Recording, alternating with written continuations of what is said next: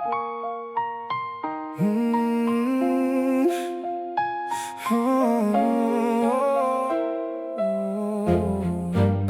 Isang pusong pagod sa bigat ng buhay. Isang araw na naman ang pinilit kong lampasan. Darating ang bukas ng walang awa, mas mabigat kaysa sa inaasahan. Hindi pa man nababanggit ang mga layunin, nauuna na magsalita ang katawan. Oy, kailangan mo munang mabuhay. Bago maging artista, bilang tao kailangan munang punuin ang tiyan. Hindi puso ang nagbaalala nito, katawan ko ang matagal nang nakasanayan. Parang alar na nakaset para di malampasan ang oras ng pagkain. Kahit sa malungkot na sandali, tumutunog ang busina ng gutom.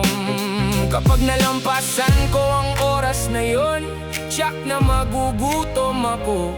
Ito ang ritmo ng araw ko, ang beat ng buhay ko. Nasa pagitan ako ng pagiging artista at pagiging tao.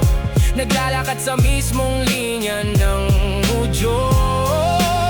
Sa pagitan ng pangarap at realidad, sa puwang na iyon, doon ako nabubuhay.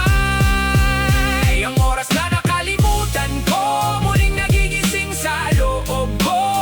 Sa pagitan ng pangungulila at kawalan, muli kong hinahanap ang sarili ko. Habang tumatagal, mas lumalalim ang connection ko sa walang malay. Hindi sa panaginip, kundi sa mundong gawa ng imahinasyon.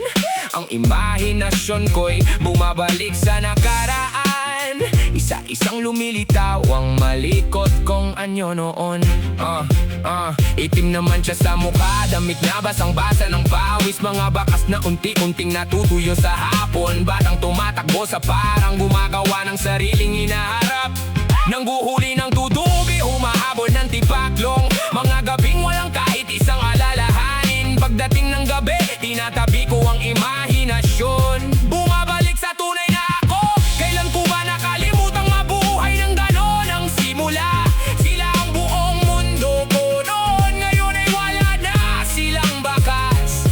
Kawalan na lang ang natira, kasama ang mga alaala na hinahanap ko. Ako ang gustong mabuhay bilang artista. Ako ang taong kailangan kumain para mabuhay. Nanginginig sa pagitan ng dalawang iyon. Isang araw na naman ang nilampasan ko. Ang oras na nakalimutan ko, muling tumatawag habang naglalakad ako. Kahit nasa gitna ng kawalan, alam ko may liwanag pa ring nabubuhay sa loob ko.